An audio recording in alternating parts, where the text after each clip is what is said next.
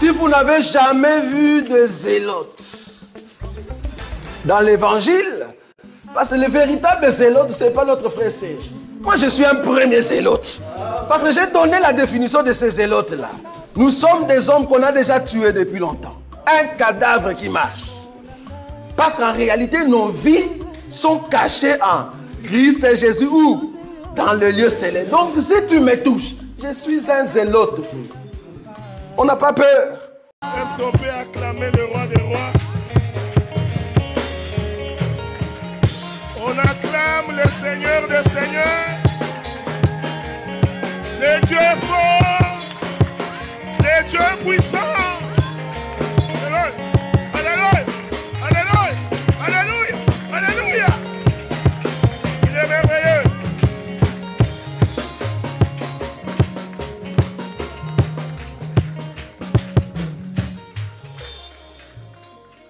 Que le Seigneur vous bénisse. Nous restons debout. Prenez vos Bibles.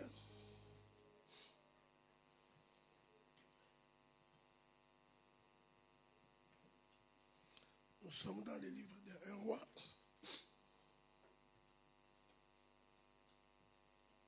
Le chapitre 18. Le verset 40 au verset 41. Je vais demander au pasteur de lire pour nous.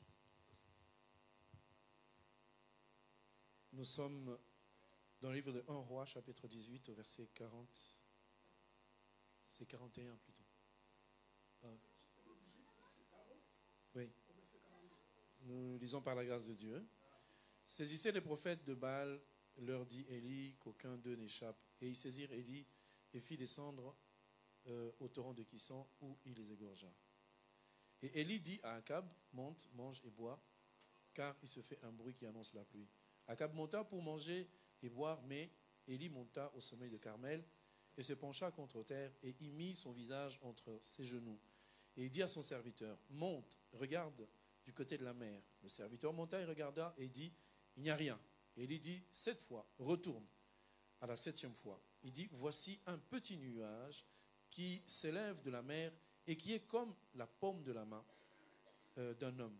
Élie dit, monte, et dit à Akab, attelle et descend, afin que la pluie ne t'arrête pas. Verset 45, en peu d'instants plutôt, le ciel s'obscurcit par les nuages et le vent s'établit.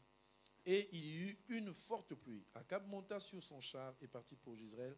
Verset 46, et la main de l'Éternel fut sur Élie, qui se saignit de reins et courut devant Akab jusqu'à l'entrée de Jezreel. Amen. Est-ce qu'on peut acclamer le Seigneur? Nous allons nous asseoir. D'abord, je voudrais vous demander de m'excuser. Donc, depuis qu'on a commencé, je suis malade. Mais j'ai compris que c'est le diable. Mais cela ne peut pas nous empêcher de parler. J'avais demandé qu'on augmente un peu mon micro pour que je n'ai pas beaucoup à crier. Bon, je voudrais me présenter. C'est le frère Adélard Ndaye. Je suis marié, père de 4 filles. Je suis grand-père 7 fois. Okay, donc, dans 2 ans, j'aurai 60 ans. Donc, je suis ministre de la parole dans les doctorats. Je n'aime pas dire je dirige. Je préfère dire nous dirigeons 2 églises au Canada. Il y a donc une assemblée des dieux, des enfants des dieux à Montréal. Donc si vous avez la possibilité de venir à Montréal, faites-moi savoir. Et nous avons une autre assemblée à Ottawa. Donc nous avions commencé à Ottawa depuis 2015-2016. Je crois qu'approximativement, nous sommes à peu près 100 personnes. Et l'Assemblée des Saints de Montréal, nous avions commencé en 2020. Et nous sommes à peu près à 160 personnes. Et je crois que le Seigneur nous fait grâce. Parce que moi, j'ai pris la résolution qu'à mes 60 ans, je vais prendre la retraite. Parce que moi, je crois qu'une génération est appelée à partir et une génération doit nous remplacer. l'œuvre de Dieu ne peut pas nous appartenir. C'est l'œuvre qui appartient à l'Éternel. Alors, j'ai une charmante femme que j'aime beaucoup. Voilà pourquoi moi j'ai choisi ma charmante femme. Donc, pour moi, elle est la plus belle. Hein? Ne vous en faites pas. Donc, voilà pourquoi je n'ai pas les yeux vers les autres femmes. Amen. Que Dieu vous bénisse. Avant de commencer, je voudrais remercier d'abord Dieu, okay, qui a permis que cela soit possible. Et je voudrais faire une déclaration prophétique. Et je crois que les années qui suivront, nous allons doubler ces nombres. Je crois. Je peux sentir ça. Je peux sentir ça. Qu'on peut doubler ces nombres. La salle va devenir petite. Donc il faut envisager déjà casser ici pour qu'on puisse rallonger. Je remercie le pasteur Freddy. C'est la première fois qu'on se voit. Et ce qui nous unit, c'est la grâce de la parole. Okay? Donc, je ne suis pas son ami. Tu vois, mon ami vient ici. Non, non. On ne s'est jamais vu. On s'est vu là, là. Donc, on s'apprend à se connaître là. OK? Donc, c'est un homme de beaucoup d'humilité, de beaucoup de simplicité. Et moi, je crois que c'est pourquoi vous êtes si nombreux.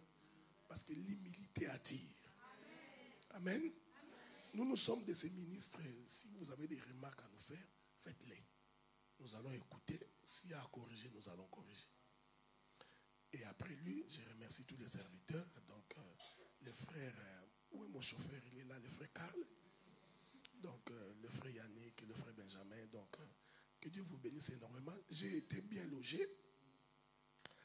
Et vous avez vu que j'ai pris un peu du poids. Donc, chaque soir, là, on m'invitait pour aller manger.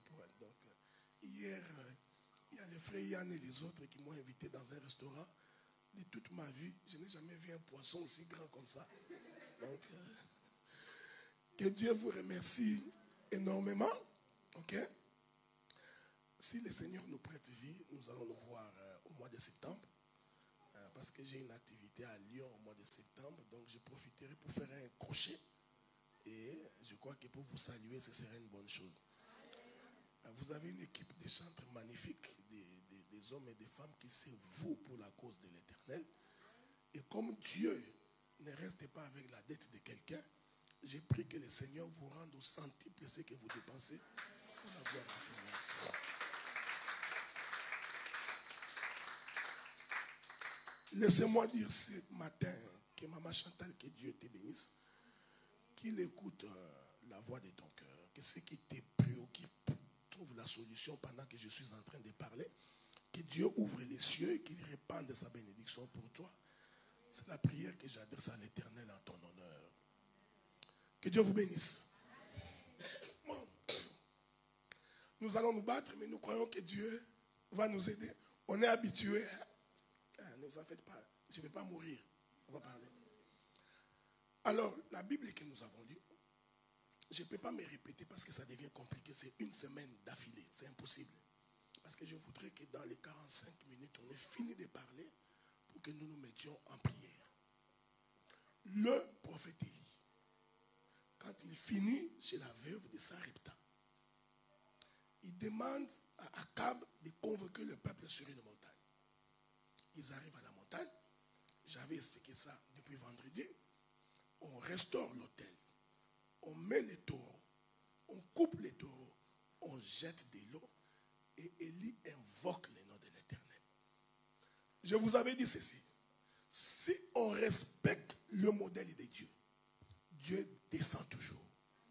Dieu n'agit pas parce que tu parles bien français. Dieu n'agit pas parce que tu sais mettre les versets ensemble. Dieu agit lorsqu'on respecte le modèle de Dieu. Voilà pourquoi un jour, Dieu dit à Moïse, viens, viens, viens. Viens au sommet de la montagne. Est-ce qu'on est ensemble? Moïse monte au sommet de la montagne. Il arrive au sommet de la montagne. Il attend Dieu pendant 6 jours. Premier jour, Dieu n'est pas là. Deuxième, jusqu'au 6e jour.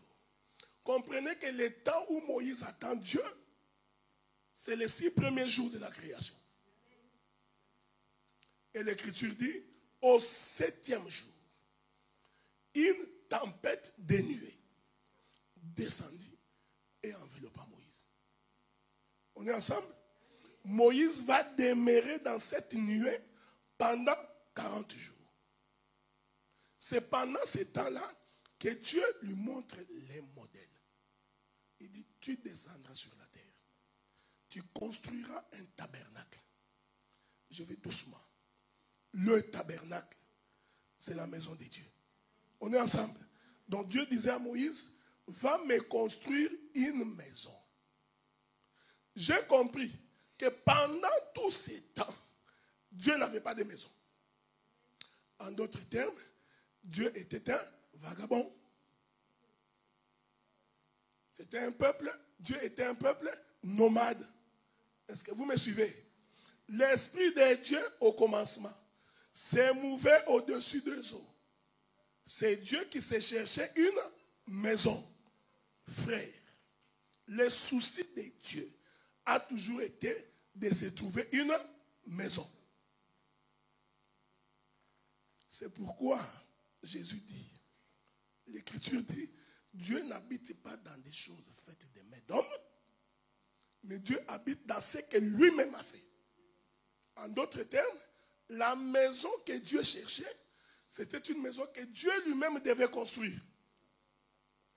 Est-ce que vous me suivez? Vous allez comprendre qu'en réalité, Dieu n'a jamais écouté la prière d'un homme. Dieu, tu parleras à Dieu en quelle langue? Tu feras quoi pour le séduire? Non. Dieu n'a jamais écouté un homme. Dieu s'écoute lui-même. Regardez-moi bien. Il pouvait dire à Moïse, construisez un tabernacle, je viendrai. Non. Dieu dit, viens voir les modèles que moi, Éternel, j'aime. On est ensemble, non? Moïse monte. Il descend. Il demande au peuple apporter l'offrande. C'est ce que je vous avais dit la fois passée. Ce que Dieu vous donne, c'est pour les servir. Quand Israël a dépouillé l'Égypte, Israël pensait que c'est sa richesse. Mais quand ils sont arrivés au désert, Dieu dit à Moïse, tu vois, tous ceux qu'ils ont en main là, c'est moi qui les ai donnés. Demande-leur d'apporter l'offrande. Et j'aime Dieu. Il dit l'offrande volontaire. C'est lui qui s'est donné. Il donne sans qu'on le pousse. Dès qu'on te pousse, tu commences à le faire par contrainte. Voilà pourquoi quand tu veux donner à Dieu, Dieu donne en toute tranquillité, selon que tu as résolu dans ton cœur. Le peuple donne. Est-ce que vous me suivez? Le peuple donne. Aucun maçon ne pouvait construire en dehors de ce que Moïse avait dit. Si Moïse dit ici, vous mettrez 6 mètres. Même si toi tu es un géomètre, architecte, tu ne dis pas à Moïse, tu vois ici, je trouve que faisons un peu comme ça. Non. Quand Moïse dit 6 mètres ici, c'est 6 mètres. Je voudrais que vous compreniez ce que je voudrais dire. C'est-à-dire que le modèle de Dieu ne peut pas être transigé. Ce que Dieu dit, nous faisons exactement ce qu'il dit. Même s'il y a des obstacles devant nous, même s'il y a des difficultés, si Dieu te dit, marche ici, ne te pose pas la question, qu'est-ce qui va arriver? Marche seulement. C'est pourquoi Deutéronome 28, il dit ceci. Voici les bénédictions qui te suivront si tu obéis à la voix de l'Éternel. J'aime Dieu. Voici les bénédictions qui te suivront si tu obéis à la voix de l'Éternel. Pour être béni, je n'ai pas besoin de te dire soyez béni. Est-ce que vous me suivez? Non. Si tu obéis à ce que Dieu dit, tu es béni. Il ne faut pas attendre seulement. Soyez béni. Soyez béni. Oh, l'homme de Dieu. L'homme de Dieu. Qu'est-ce que Dieu a dit pour moi? Dieu a écrit dans la Bible ce qu'il faut pour ta vie. nous te rappelons seulement ce que Dieu a dit. Il dit, si tu obéis à ma voix, je combattrai tes ennemis. Donc ta prière de combat, si tu l'as fait en ne respectant pas les règles, tu perds ton temps. Est-ce que vous me suivez? Prière de combat, là tu es devenu fort. Au nom de Jésus, tu cours. Au nom de Jésus. Je voudrais te dire que si tu n'obéis pas à la voix de Dieu, ta prière de combat est une abomination. C'est ici l'importance du modèle. On est ensemble, non? J'ai l'habitude de visiter les jardins tout le temps. Parce que moi, je crois, celui qui comprend les jardins, comprend toute la Bible. Dieu dit à Moïse, viens voir les modèles au ciel. Je vous informe que si vous montez à la montagne et que vous arrivez, certainement vous verrez Moïse debout. Mais les choses que Moïse voit ne sont pas là où tu l'as vu. Je ne sais pas si vous me comprenez. Parce que les enfants d'Israël ont dit 40 jours sans manger ni boire, Moïse est mort. Mais ils ne sont pas montés pour aller vérifier. Est-ce que vous me suivez? Parce qu'il ne peut monter au sommet de la montagne que les souverains sacrificateurs.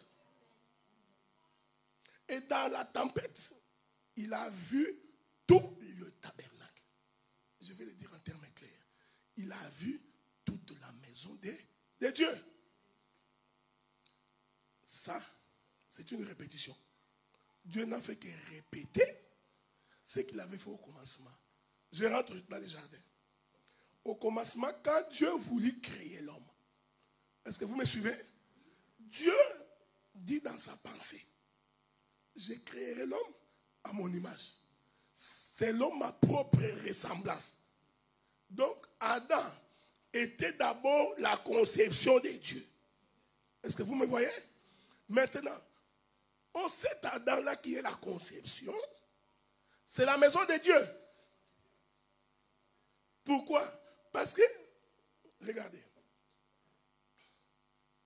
Moïse, pour faire le tabernacle, il prend les choses terrestres. On est ensemble, non? Il construit. Dieu, pour créer Adam, il prend les choses terrestres. Il a pris la poussière de la terre. On est ensemble, non? Voilà. Il répète. Quand Dieu finit de créer Adam, Dieu regarde, il trouve que oui, Adam est véritablement comme je le veux. Je voudrais ajouter un élément. Parce que nous allons toucher. Vous savez, quand vous connaissez la danse des tango. Vous ne connaissez pas tango. Vous connaissez jazz pilé. Nous, les vieilles personnes, on danse tango. Tango, la femme doit suivre les pas de l'homme. Hein? Que Dieu vous bénisse. Quand vous dansez, quand je fais un pas derrière, il faut que les pas de la femme viennent. Hein? Donc, elle danse à mon rythme. L'homme quittera son père et sa mère, s'attachera à sa femme. Ils dansent ensemble. Est-ce que vous me suivez? Oui, oui. La création de l'homme et de la femme, c'est la danse des tango. La manière dont Dieu bouge, c'est de cette manière que la femme doit suivre. Ceci est très important. Parce que si tu ne suis pas, tu abîmes la danse. On est ensemble, non? C'est pourquoi, quand tu te maries, nous pouvons prêcher. La Bible dit, l'homme quittera son père et sa mère, s'attachera à sa femme. Les deux deviendront une seule chair. Pendant que nous parlons là, vous êtes deux chairs. Est-ce que vous me suivez? L'homme et la femme ne deviennent pas une seule chair. Non. Pour preuve, même le matin, toi tu veux manger les œufs, lui veut manger les poissons. Si vous êtes une même chair, tu ne diras pas à ta femme, soyez soumise. Parce que puisque tu lui dis que soyez soumise, parce que tu comprends que ce n'est pas toi. Quand Dieu dit ces choses, Dieu parle d'abord de lui-même. C'est seulement en Jésus que nous devenons une seule chair. Regardez. il crée Adam selon sa pensée. C'est pourquoi moi j'ai toujours dit, la femme doit être à l'image de son mari. Pas le contraire. Pas le contraire. L'homme ne peut pas être à l'image de la femme. C'est à la femme d'être à l'image de l'homme. C'est à la femme de suivre l'homme. Voilà pourquoi je vous avais dit, quand tu veux te marier, prends un frère en Christ. Parce que le frère en Christ, il ne te conduira pas sur le chemin de la perdition. Est-ce que vous me suivez? Il crée Adam. Regardez, quand Dieu regarde Adam, il trouve que oui, il est exactement ce qui était dans ma pensée. Vous me suivez? Donc Adam est exactement ce qu'il était dans la pensée de Dieu. Mais remarquez, qui a rassemblé la poussière? C'est Dieu. Donc j'ai compris. La main de Dieu a fait le rassemblement de la poussière. Or, la main a 5 doigts. On est ensemble, non? Éphésiens chapitre 4. Les 5 doigts de la main de Dieu représentent le ministère de la parole. Dieu a établi l'apôtre, les pasteurs, l'évangéliste, les docteurs et les prophètes. C'est ça la main de Dieu qui travaille. C'est pourquoi Jésus a multiplié 5 pains. Parce que le 5 pains représentait la nourriture. C'est le ministère qui forme l'homme. C'est pourquoi quand l'église n'a pas la parole, c'est une église qui ne peut pas participer à l'enlèvement. Est-ce que vous me suivez? La parole est la chose la plus importante. Donc cette main de Dieu qui rassemble la poussière de la terre, c'est en réalité la main de Dieu. Je voudrais dire ça autrement. Donc, la main de Dieu, c'est l'envoyé de Dieu. Je répète ça. Je vais expliquer ça. Je suis ici. Ok? Je voudrais créer un homme. Supposons que je suis Dieu. Ok? Mais je ne suis pas Dieu. Ok, bon. N'allez pas sortir. Il a dit qu'il est Dieu. Non, c'est pas ça. Supposons que je suis Dieu. Et que moi, je voudrais créer l'homme. Je dois rassembler la poussière de la terre. Qu'est-ce qu'il fait? Je ne me déplace pas moi. Qu'est-ce que je fais? J'étends ma main. J'envoie ma main pour rassembler la poussière de la terre. On est ensemble, non? Donc ma main, c'est mon envoyé. Dans leur détresse, ils invoquèrent l'Éternel. L'Éternel leur envoya sa parole. Sa parole, c'est la main. Mais qu'est-ce que c'est la main? C'est le ministère de la parole. C'est les doctorats, les pasteurs. Vous voyez? Maintenant que vous écoutez un docteur, vous voyez que nous ne prêchons pas comme les pasteurs. Le pasteur a sa grâce. Le docteur a sa grâce. Le prophète a sa grâce. L'évangéliste a sa grâce. Mais tout ça concourt pour former un homme. Laissez-moi répéter ça. Parce qu'il y a beaucoup de choses qui me viennent à l'esprit. Frère, Dieu ne crée qu'un homme. Dans toute la Bible, là, Dieu, il ne crée pas 2 hommes. Il crée seulement un homme. Comme nous sommes ici. Ce que Dieu recherche, c'est un homme. C'est pourquoi, au jour de l'enlèvement, tous les ressuscités là, tous vont former juste un seul homme. Le frère Paul dit, le corps, quoique eux, est composé de plusieurs membres. Donc même si nous sommes nombreux, pour Dieu, c'est juste un corps. Est-ce que vous comprenez? Ah, j'ai compris. Quand Dieu rassemblait la poussière de la terre, il rassemblait les membres d'un corps. Cela veut dire, Dieu regarde la poussière. Freddy est où? À Katakokombe. Il envoie sa main. Récupère-les. Ramène-les chez moi. Où est la sœur Jeanne? En Allemagne. Récupère-les. Est-ce que vous comprenez ce que j'ai dit? Il est en train de rassembler la poussière de la terre. Christian est où? Ambandaka, récupère-les. Venez avec. Quand tout ce que Dieu récupérait, je vais le dire autrement, il récupère les bras, l'œil, les nez, la bouche, les intestins, les pieds, les ongles. Quand tout vient au rassemblement, maintenant, il agence chaque membre à sa place. Dans l'œuvre de Dieu, si chaque membre est à sa place, le corps fonctionne calmement. Ce qui nous tue, toi tu es les bras, tu veux devenir la jambe. Maintenant, je suis en conflit avec toi parce que tu veux venir là où moi je suis. Moi aussi, je peux chanter comme lui. Tu n'as pas la voix comme lui. Moi aussi, je peux prêcher. Qu'est-ce que le pasteur croit? Moi aussi. Tu n'as pas la grâce qu'il a. Je vous avais dit la fois passée que prêcher, ce n'est pas ça qui fait les rassemblements. Les ministères, ça prend beaucoup de qualités. Est-ce que vous me suivez?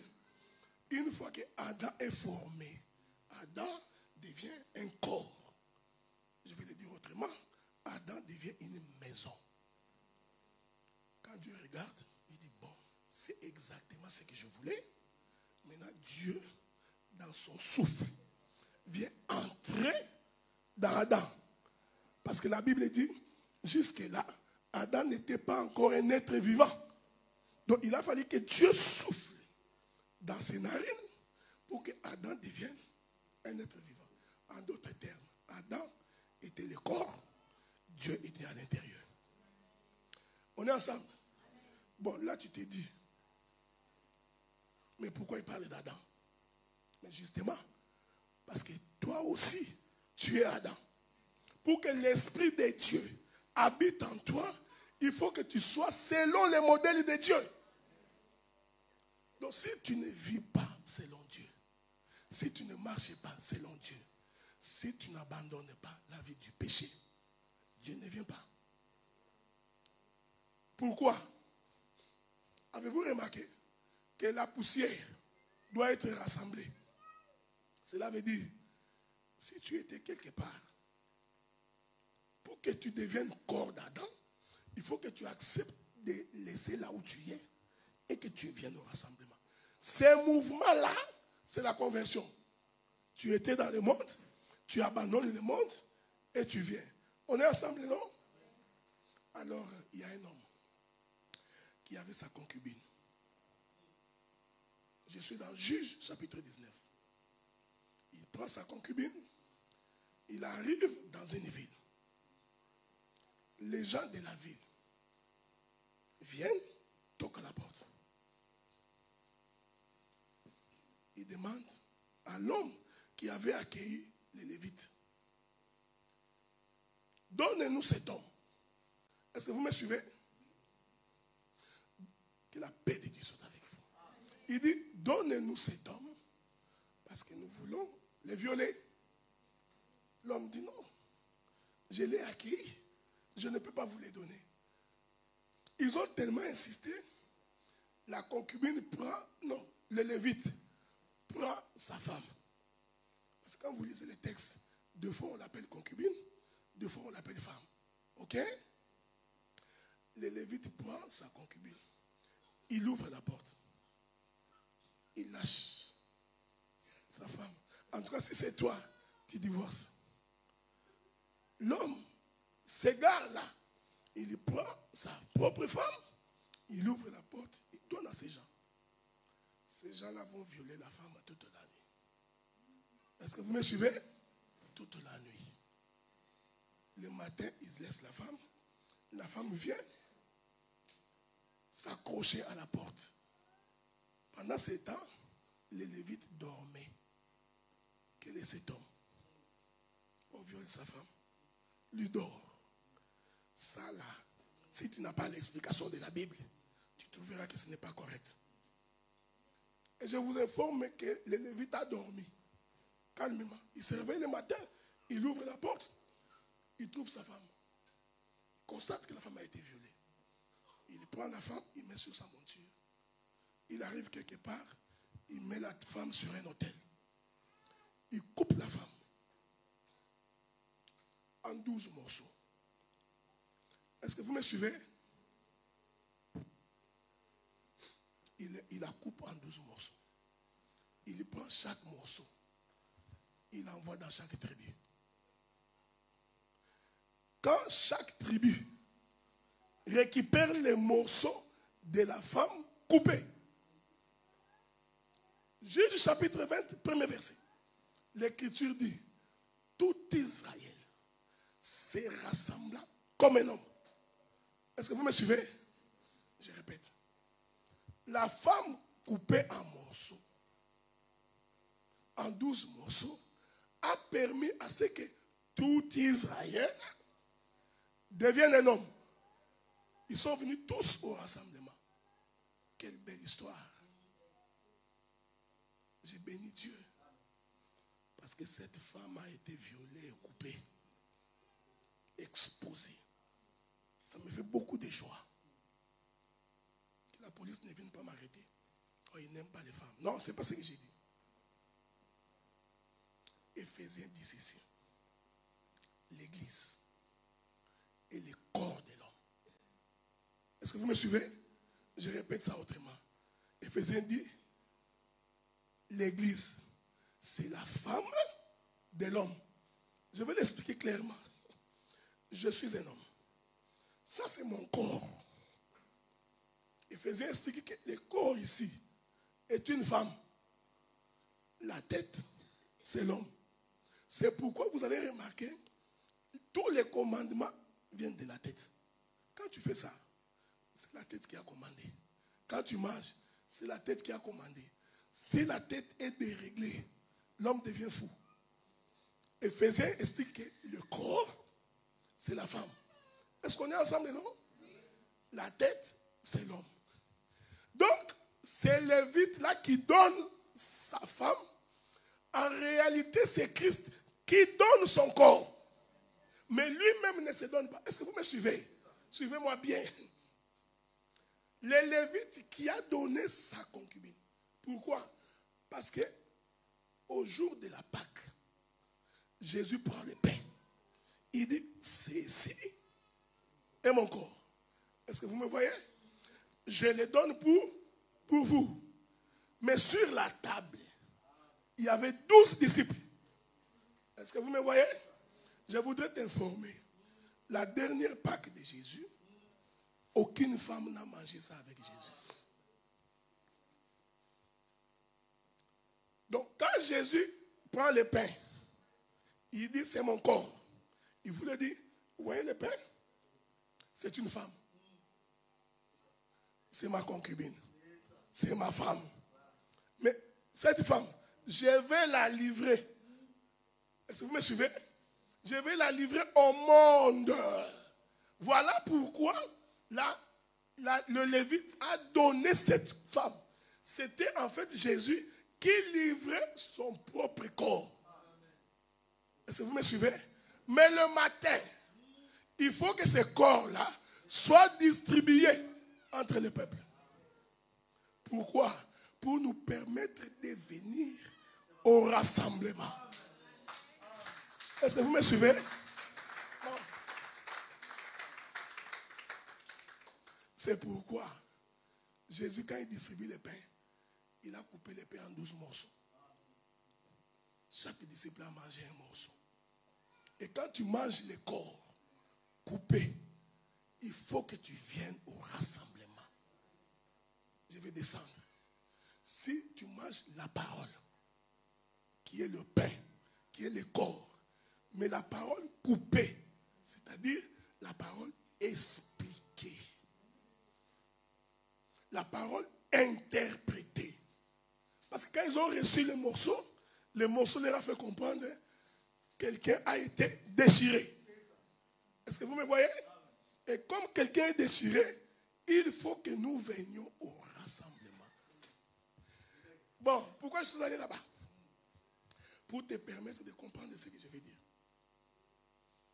Quand la Bible dit, Dieu rassemble la poussière de la terre, comprends que derrière ces versets, il y a la mort de Christ. Il ne peut pas y avoir rassemblement si Christ n'est pas mort. C'est pourquoi la Bible dit, là où se trouve le cadavre, là où se trouvent les corps, c'est là où s'assemblent les aigles. Donc l'aigle, s'il n'y a pas de cadavre, il ne vient pas. Et que ce soit un cadavre avec du sang. Si c'est un cadavre pourri, il ne mange pas non plus. Est-ce que vous me suivez? Moïse finit de construire le tabernacle. Écoutez ce que la Bible dit. Je vais vous éviter beaucoup d'éléments ici, parce que ce n'est pas important. La Bible dit, quand Dieu vit que le tabernacle a été construit selon les modèles qu'il avait donnés à Moïse, qu'est-ce qui va arriver? La colonne des nuées, qui est Dieu, va descendre, entrer dans le tabernacle. Vous me voyez? C'est ce qui est arrivé quand Dieu crée Adam. Quand Adam est créé selon la volonté de Dieu, il fallait que le souffle descende et il rentre. C'est pourquoi nous disons, Dieu ne peut pas habiter en toi si tu n'es pas premièrement fait selon son modèle. Donc chaque fois que nous prêchons, abandonne ça, laisse ça, ne fais pas ça. C'est par souci que Dieu vienne habiter en toi. C'est pourquoi Paul lui dit, vous êtes manifestement le temple du Saint-Esprit. Mais c'est que vous êtes une maison. Le Saint-Esprit vient habiter quand Dieu t'a racheté. Il t'a enlevé dans la vie du péché. Est-ce que vous me suivez? Mais, quand Dieu rentre dans les tabernacles, que devient le tabernacle? Le tabernacle devient Dieu dans un corps. En d'autres termes, le tabernacle devient Emmanuel. Parce qu'Emmanuel veut dire Dieu parmi nous. Voilà pourquoi nous disons Jésus-Christ est Dieu. Est-ce que vous comprenez? Donc, le tabernacle, c'est Emmanuel. Donc, je peux également dire Adam, c'est Emmanuel. C'est Dieu parmi les hommes. Bon, pourquoi? J'aime Dieu. Est-ce que vous savez que Dieu a créé l'homme comme étant le dernier être? Quand il commence à créer, au 5e jour, il crée les animaux. Ok? Or, les animaux sont des hommes. Ce n'est pas moi qui dis, c'est la Bible qui dit. Il y a des hommes animaux. Donc, la création des animaux au 5e jour, c'est l'humanité. C'est les hommes. Maintenant, il vient créer l'homme au 6e jour pour dire Emmanuel, Dieu parmi les hommes. Est-ce que vous me voyez? Donc, maintenant que Adam devient Dieu parmi les hommes, tout ce que Adam fait, c'est Dieu. Bon, c'est ici que je vais vous scandaliser un peu. Tout ce que Adam fait, c'est Dieu. Quand Adam mange les fruits, c'est Dieu. Je vais expliquer ça clairement. Nous avions dit hier que Dieu, c'est un metteur en scène. Il aime jouer les jeux des dames. Ça, je pousse ça ici. Les pions ne demandent pas. Pourquoi tu m'as poussé ici? Non. C'est les joueurs des dames qui décident de pousser ici. Est-ce que vous me suivez? Dieu dit, créons l'homme à notre image. C'est-à-dire, l'image en elle-même ne peut pas bouger. Tu as déjà vu l'image bouger? Non. Si tu vois l'ombre bouger, c'est que c'est moi qui ai bougé. D'accord, non? Donc, Adam comme étant l'image, l'ombre de Dieu, tous les mouvements d'Adam, c'est Dieu. Quand Dieu dit, il n'est pas bon que l'homme soit seul. Je vous avais dit hier, Adam n'a jamais dit à Dieu que je me sens seul. Non, c'est Dieu. En réalité, c'est Dieu qui ne se sentait pas bien parce qu'il était seul. Dieu célibataire, ça ne l'arrangeait pas. Voilà pourquoi il fait tout ça pour nous avoir comme une femme. Parce que Dieu se sentait seul. Donc, Dieu dans Adam, il explique sa propre pensée. Est-ce que vous me suivez? Courons maintenant pour finir avec Élie. Après avoir invoqué le feu, je voudrais que les musiciens montent. Que les musiciens montent déjà. Regardez. Adam, après que Élie ait invoqué le feu. Est-ce que vous me suivez? Le feu descend, consume l'autel. Nous avions expliqué que ces mouvements-là, c'est Christ de Jésus. C'est lui la véritable offrande. C'est lui que Dieu agrée. Je répète, Dieu n'agrée pas un homme. Dieu s'agrée lui-même. C'est pourquoi Jésus-Christ, c'est la seule offrande que Dieu agrée. Voilà pourquoi, pour que Dieu nous agrée, il faut que nous nous retrouvions dans le corps de Jésus. Si tu es en dehors de Jésus, Dieu ne peut pas t'écouter. Est-ce que vous me suivez? Il dit, si mes paroles demeurent en vous. Or, les paroles de Dieu sont vie et esprit. En d'autres termes, si l'esprit de Dieu est en vous, alors Dieu exauce la prière. En fait, il ne t'exauce pas. Il exauce la prière faite par l'esprit qui est en vous. Est-ce que vous me suivez? Donc, Dieu ne t'agrée pas l'homme. Voilà pourquoi si tu veux que Dieu t'agrée, il faut que tu te retrouves dans le corps de Jésus. Donc, l'offrande qui a été consumée sur la montagne de Carmel, c'est le Seigneur Jésus-Christ. Maintenant, c'est ici que nous sommes en train d'aller pour atterrir. Une fois que l'offrande est agréée, est-ce que vous me suivez? Une fois que Dieu a mangé, Christ a été agréé, maintenant Élie dit ceci. Attrapez tous les prophètes de Baal. Élie ne pouvait pas dire ça avant que Dieu n'ait agréé l'offrande. Est-ce que vous me suivez? Une fois que l'offrande qui est Christ, maintenant Élie dit, nous allons attraper tous les prophètes de Baal. Nous allons descendre dans un torrent.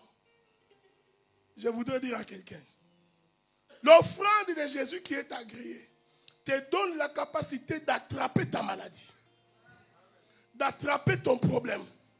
La difficulté que tu as va être attrapée aujourd'hui parce qu'une offrande a été agréée. Non, écoutez frère, avant la mort de Jésus, personne ne pouvait toucher les prophètes de Baal. Ils étaient tout puissants. Ils mangeaient avec Jézabel. Mais je te dis ce matin, l'offrande de Jésus nous a donné la puissance, la capacité d'attraper tout ce qui est du monde des ténèbres. Est-ce que vous me suivez? Mettons-nous debout, mettons-nous debout. Je voudrais que tu comprennes ça, que tu réalises ça, que Jésus mourant, Jésus agréé, t'a donné la capacité de marcher sur les démons, sur les scorpions, sur toute forme de maladie. Je voudrais dire à quelqu'un, quelle que soit la difficulté que tu as, tu prieras, tu diras à l'Éternel, l'offrande de la montagne de Carmel m'a donné l'opportunité de mettre la main sur tous mes ennemis. L'offrande de la montagne de Carmel m'a donné la possibilité de renverser les célibats. Oui, nous pouvons renverser cela au nom de Jésus. C'est possible. Alors je voudrais que tu élèves ta voix. Pendant que les chanteurs sont en train de chanter, tu prieras pour que les démons soient éclaboussés, que les difficultés soient renversées, que la maladie soit détruite.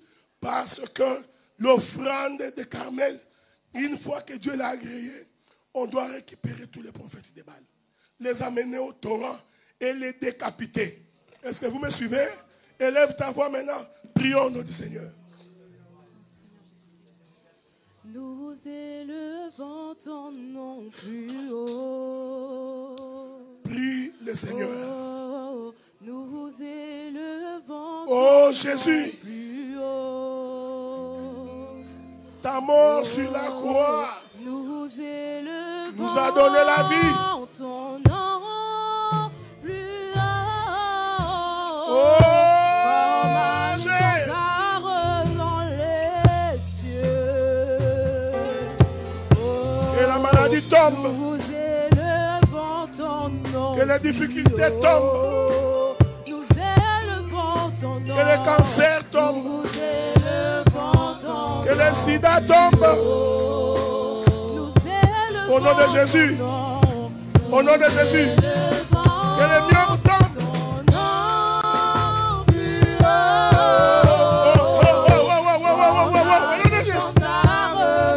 L'onction de Dieu.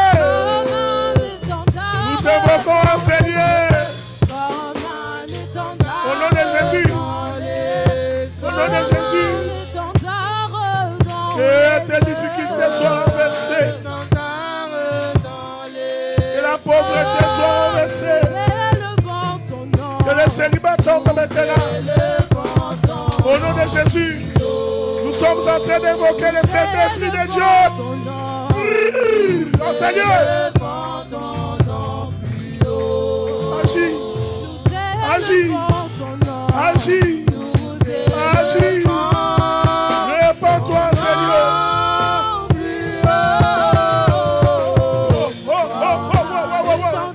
Au nom de Jésus. Et les barrières tombent. Que les barrières tombent. Que les barrières tombent. Que les barrières tombent. Que les barrières tombent. Au nom de Jésus. Au nom de Jésus. Au nom de Jésus. Au nom de Jésus. Au nom de Jésus. Au nom de Jésus. Que les difficultés soient renversées. Que la maladie soit renversée. Que les problèmes soient renversés. Et au nom de Jésus. Nous élevons ton nom. Nous élevons ton nom plus haut. Nous élevons ton nom. Nous élevons ton nom plus haut. Comme un étendard dans les cieux. Écoutez, lorsque le roi de Babylone a mis Meshach, Shadrach et Abednego dans la fournaise ardente, il a pensé qu'ils vont mourir. Je voudrais te dire ce matin, tu ne mourras pas. Tu raconteras les œuvres de l'Éternel. Écoutez, les mêmes personnes qui avaient jeté Daniel dans la fosse aux lions ont été bouffées par les lions. Tu prieras le Seigneur que tes ennemis tombent. Que tes ennemis tombent. Que tes ennemis tombent. Que tes ennemis tombent. Au nom de Jésus, prions. Au nom de Jésus. Que ceux qui nous font la guerre tombent maintenant.